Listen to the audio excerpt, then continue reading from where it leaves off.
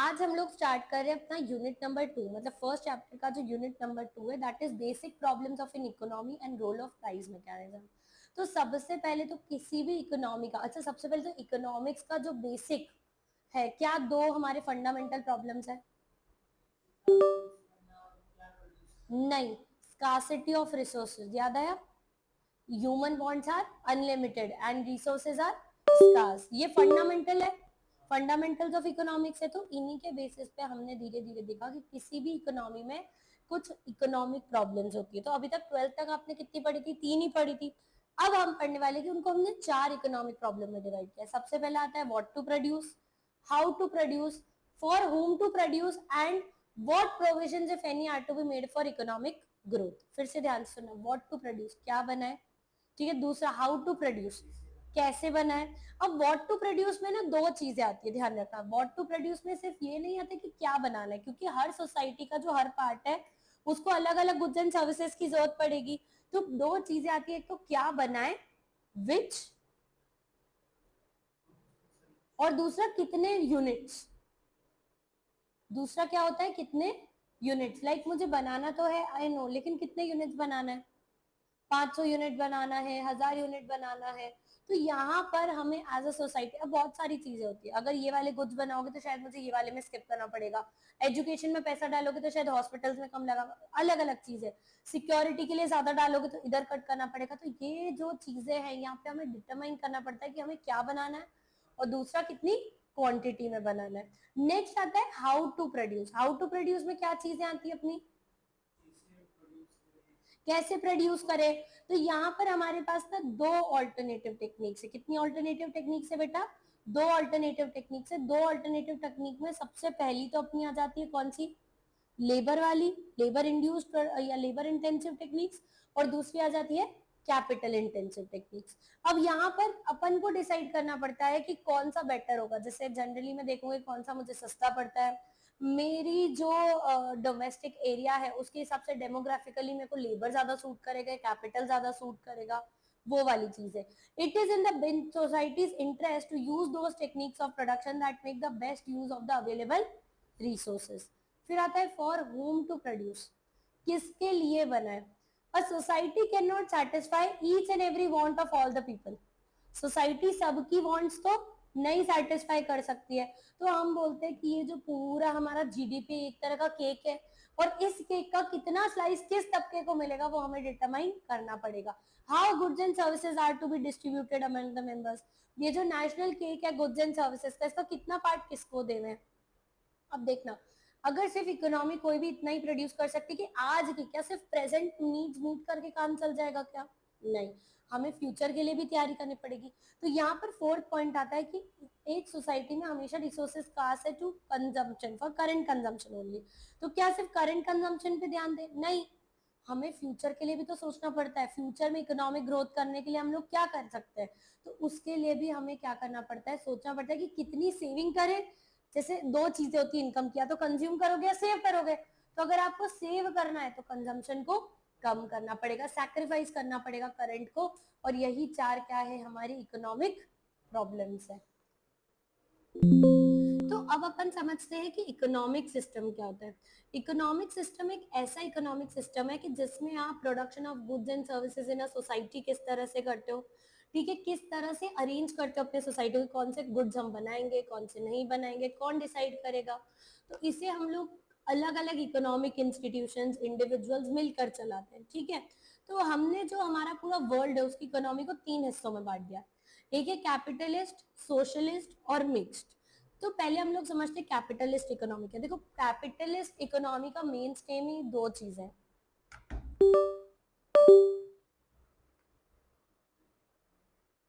एक तो है कैपिटलिज्म, एक है कैपिटलिज्म, और दूसरा है प्रॉफिट मोटिव।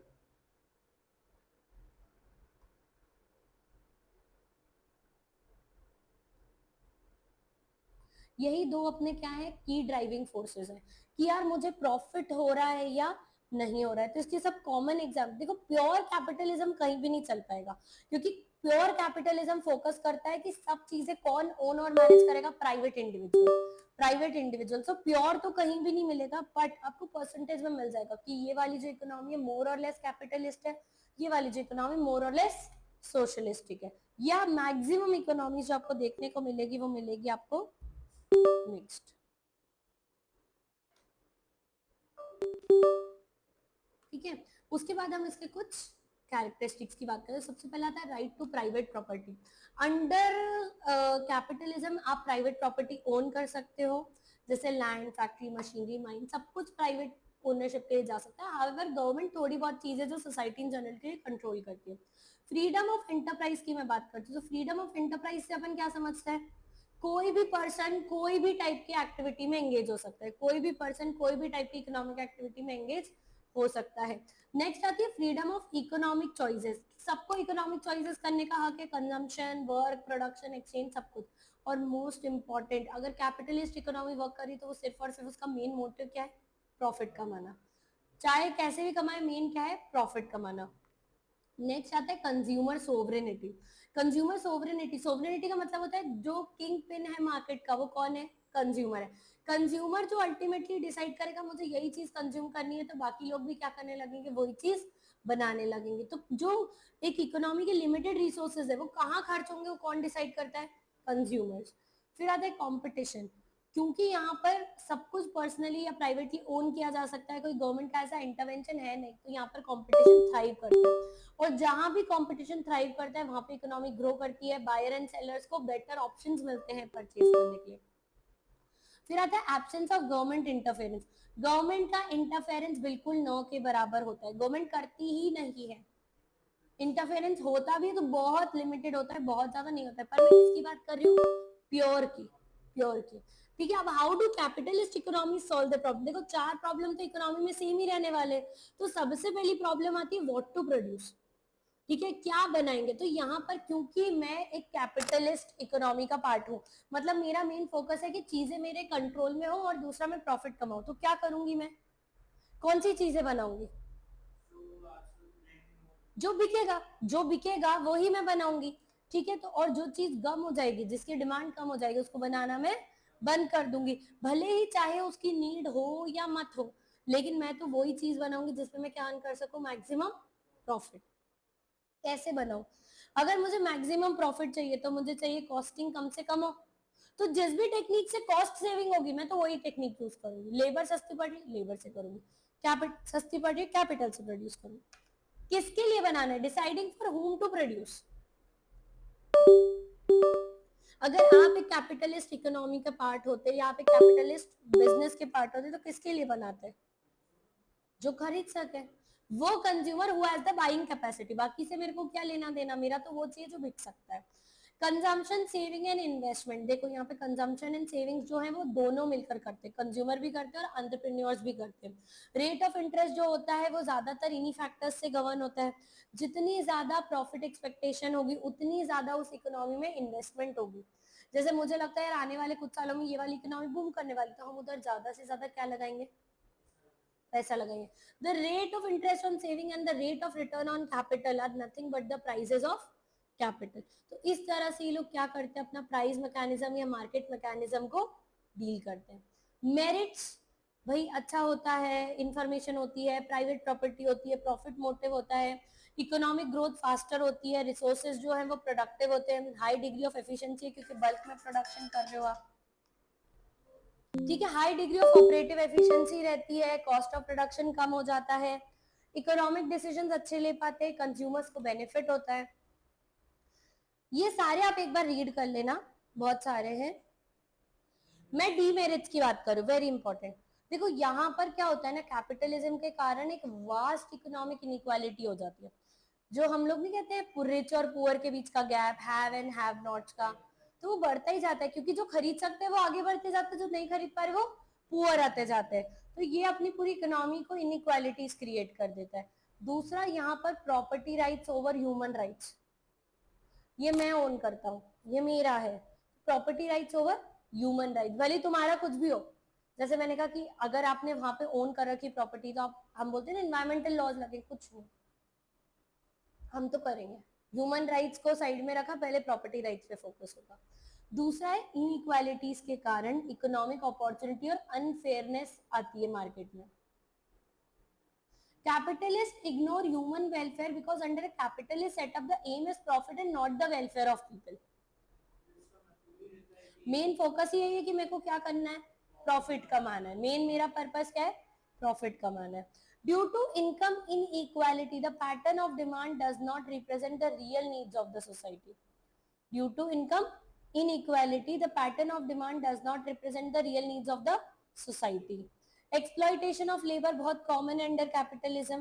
ठीक है, वर्कर्स ज्यादा वल्नरेबल हो जाते हैं इसके अंडर. फिर आते हैं कंज्यूमर सोवरेनिटी. कंज्यूमर सोवरेनिटी एक मिथ है. कंज्यूमर सोवरेनिटी मतलब मार्केट का जो भी डिसाइडिंग फैक्टर है, किंग पिन कौन है, कंज्यूमर. किंग कौन है मार्केट का, कंज्यूमर. ये मिथ है. क्यों? क्योंकि क्या होता है ना, पता है, वो लोग उनको एक्सप्लॉइट करने लग जाते हैं. आपको कंज्यूमर वेलफेयर के नाम पे कुछ भी चिपकाने लग जाते हैं और आपको लेना पड़ता है. समझ रहे हो, वो वाली चीज क्रिएट हो जाती है. मिस एलोकेशन ऑफ रिसोर्सेज हो जाता है. मेरिट गुड्स जो होते हैं, मेरिट गुड्स जब भी अपन लोग आगे आने वाले चैप्टर्स में पढ़ेंगे, जैसे हेल्थ केयर हो गया, एजुकेशन हो गया, जो आने वाली सोसाइटी के लिए बहुत यूजफुल है. सिक्योरिटी हो गई, पार्क्स हो गए, उनके ऊपर कोई भी इन्वेस्ट नहीं करना चाहता है और इससे एक बहुत ही हार्मफुल इफेक्ट आता है सोसाइटी पे. Due to unplanned production economic instability in terms of over production, economic depression, unemployment, ये बहुत कॉमन होता जाता है. इनॉर्मस वेस्ट होता है प्रोडक्टिव रिसोर्सेज का, क्योंकि ज्यादातर पैसा किसके ऊपर जा रहा है, एडवर्टीजमेंट एंड सेल्स प्रमोशन. अब समझना, सोप बना रही है कंपनी, सोप कितने में बनता होगा, 10-15 रुपए, लेकिन लेती 50 रुपए 100 रुपए. किस लिए लेती है, एडवर्टीजमेंट सेल्स. कोका कोला 1.5 से 2 रुपए की मैन्युफैक्चरिंग कॉस्ट है उसकी, लेकिन लेता कितना है, 30 रुपए, 20 रुपए, 50 रुपए. बड़ी वाली तो शायद 100 समथिंग की आती है. वो सब यही है. Capitalism leads to formation of monopolies as large firms may be able to drive out small ones by fear of foul means. जैसे कोई छोटी एंटर करती है ना, उसके साथ ऐसा गेम करते हैं कि ये तो कैसे न कैसे करके बाहर हो जाएगी. और फिर आता है excessive materialism as well as conspicuous and unethical consumption leads to environmental degradation. ये आजकल बहुत ट्रेंडिंग है. Fast fashion. फास्ट फैशन का मतलब क्या होता है, आप जल्दी जल्दी कपड़े खरीदते हो, सस्ते सस्ते कपड़े, और उसको क्या कर देते हो, लास्ट में डंप कर देते हो. अब वो कपड़े बनते हैं पॉलिएस्टर के. पॉलिएस्टर जो होता है वो डंप होता ही नहीं है, प्लास्टिक ही है एक तरह का वो. तो ये सारी चीजें क्या कर रही है, एनवायरमेंटल डिग्रेडेशन क्रिएट कर रही है. अब आपको चाहिए, मान लो आपको कोई ऐसी चीज चाहिए जिसमें कितना सारा इलेक्ट्रॉनिक वेस्ट क्रिएट होता है, वो दिक्कत आ रही है, एनवायरमेंटल डिग्रेडेशन. तो this was all about capitalist economy. क्या मैं आगे बढ़ जाऊं नेक्स्ट इकोनॉमी पे, फिर मैं आपको टाइम देती हूँ. अब सोशलिस्ट इकोनॉमी जस्ट इसके ऑपोजिट. जो अभी हमने पढ़ा कैपिटलिस्ट इकोनॉमी, जस्ट उसका ऑपोजिट है सोशलिस्ट इकोनॉमी. सोशलिस्ट इकोनॉमी सबसे पहले आया था कार्ल मार्क्स के द्वारा और फ्रेडरिक एंजल्स के द्वारा, उनकी बुक कम्युनिस्ट मैनिफेस्टो में 1848 में. कार्ल मार्क्स आपको पता है कौन है, जो साउथ अफ्रीकन लीडर थे उनकी इंडिपेंडेंस की फाइट में, वो. तो इस इकोनॉमी में मटेरियल मींस ऑफ प्रोडक्शन क्या है, फैक्ट्रीज, कैपिटल्स, माइंस, जो कि पूरी कम्युनिटी ओन करती है. सारी चीजें जो होती है वो स्टेट ओन्ड होती है. सब चीजें सेंट्रली प्लान्ड इकोनॉमी के तहत होती है. क्या बनेगा, किसको क्या मिलेगा, कैसे रिसोर्सेज अलॉट किए जाएंगे, कैसे सेंट्रल प्रॉब्लम्स सॉल्व होगी, सब कौन डिसाइड करेगा, गवर्नमेंट. मतलब एज अ स्टेट हम लोग डिसाइड करेंगे. जैसे 1991 के टाइम पे लिबरलाइजेशन, प्राइवेटाइजेशन, ग्लोबलाइजेशन हुआ था, उसके पहले क्या होता था, सब कुछ स्टेट के कंट्रोल में ही था, सब कुछ स्टेट ही डिसाइड करती थी. तो वो यही स्थिति थी सोशलिस्ट. हालांकि ना तो प्योर कैपिटलिज्म पॉसिबल है, ना प्योर सोशलिस्ट पॉसिबल है. फिर आता है कलेक्टिव ओनरशिप होती है यहाँ पे. कलेक्टिव ओनरशिप मतलब सबका इंटरेस्ट यहाँ पे होता है, प्रॉफिट मोटिव नहीं होता है यहाँ पे. इकोनॉमिक प्लानिंग एक सेंट्रल अथॉरिटी ऑफ प्लानिंग होती है, वो ही सारा डिसाइड करती है क्या प्रोड्यूस करेंगे, कब प्रोड्यूस करेंगे, कैसे करेंगे. कंज्यूमर की चॉइस से कोई मतलब ही नहीं होता है. एक रेंज दे दिए, इंडिविजुअल उसी में से चूज कर सकता है. जैसे अभी आपको पता हो ना, तो पहले कार्स भी सिर्फ एक ही आती थी, एक तो कौन सी आती थी, वो एम्बेसडर आती थी और एक और फिएट आती थी, बस उसी में से आपको चूज करना होता था. वही वही वही. रिलेटिवली इनकम डिस्ट्रीब्यूशन, सबको ऑलमोस्ट समान मिलता है. देखो कई बार सोशलिज्म का एक और प्रॉब्लम हो जाता है, फैमिली के हिसाब से पेमेंट दे दे. तो तुम चाहे कुछ भी काम करो, वो चाहे कुछ भी काम करे, अगर गवर्नमेंट आपको पैसे दे रही तो फैमिली के हिसाब से दे, तो फिर आपको मोटिवेशन क्यों रहेगा कि मुझे तो ये इतना तो मिल ही जाएगा, तो मैं क्यों काम करूँ. तो वो वाली बात आ जाती है. मिनिमम रोल प्राइस मैकेनिज्म जो है वो ज्यादातर गवर्नमेंट ही डिसाइड करती है। एडमिनिस्टर्ड प्राइस होती है, गवर्नमेंट सुबह या हर टाइम थोड़े टाइम में बता देती है कितनी प्राइस रहेगी। एब्सेंस ऑफ कंपटीशन, सोशलिज्म में कोई कंपटीशन होगा ही नहीं और बिना कंपटीशन के कोई प्रॉस्पर नहीं कर पाता है।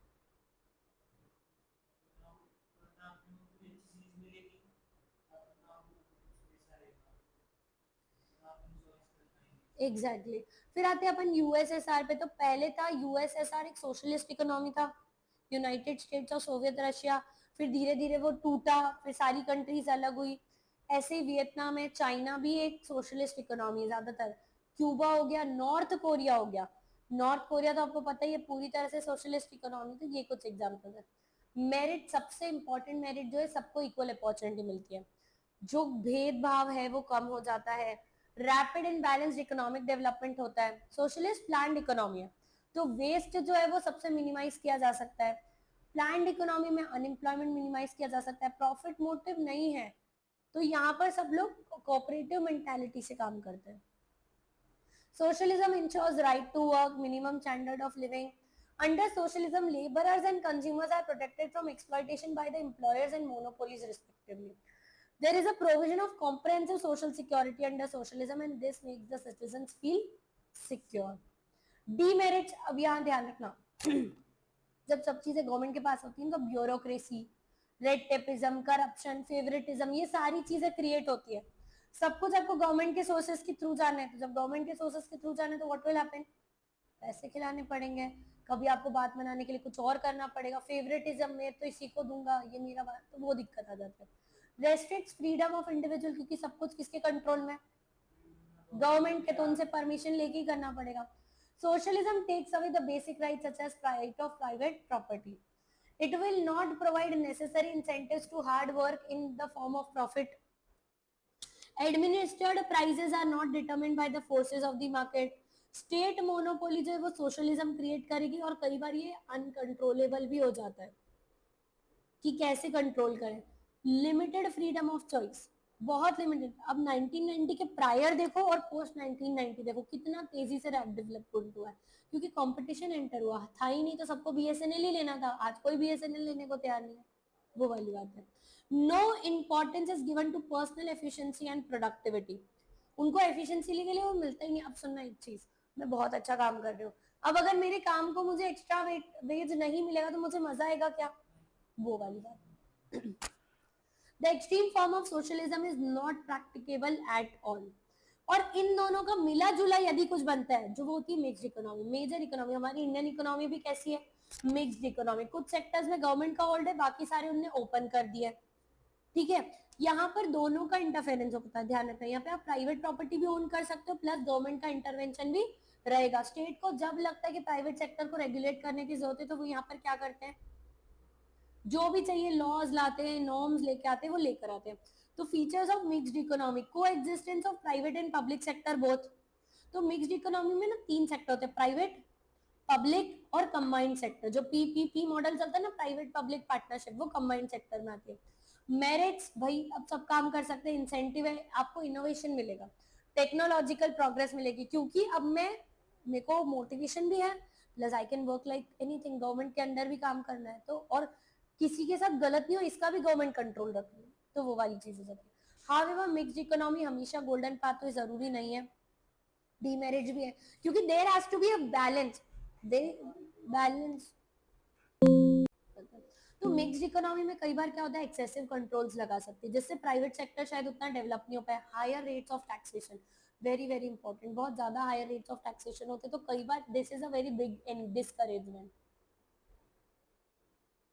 मेंटेन करना proper balance between public and private sector कभी कभी डिफिकल्ट हो जाता है, क्योंकि प्राइवेट चाहता है मेरा टैक्स कम करो, पब्लिक चाहता है कि नहीं मेरा इन्वेस्टमेंट बढ़ाओ, उनको टैकल करने में दिक्कत आ सकती है। In the absence of strong governmental initiatives, private sector is likely to grow disproportionately, ठीक है। तो ये कई बार कैपिटलिज्म बन जाएगा विद ऑल इट्स डिसएडवांटेजेस। तो there are three types of basic economies, socialist, capitalist and mixed.